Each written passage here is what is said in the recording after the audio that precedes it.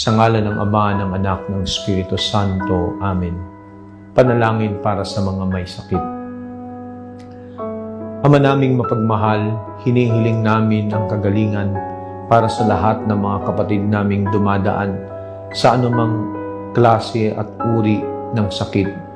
Katawan, espiritual, pinansyal, emosyonal, mental. Patuloy mo silang samahan at patuloy mong ipagkaloob sa kanila ang kagalingang matagal na nilang hinihiling.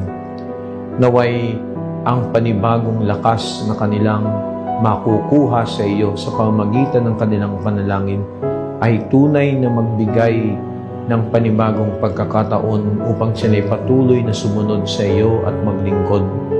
Patuloy mo silang basbasan sa kabila ng mga sakit at hirap na kanilang pinagdadaanan. Naway ang bawat isa sa amin ay tunay na makasumpong ng kagalingang hindi lamang pisikal, pagkos mas lalo tigid espiritual, upang kami patuloy na magsumamo at sumunod sa iyo. Ito ang siyang aming samantalangin sa ngalan ni Kristong anak mo na siyang tagapagpagaling. Amen. Sa ngalan ng Ama at ng Anak ng Espiritu Santo.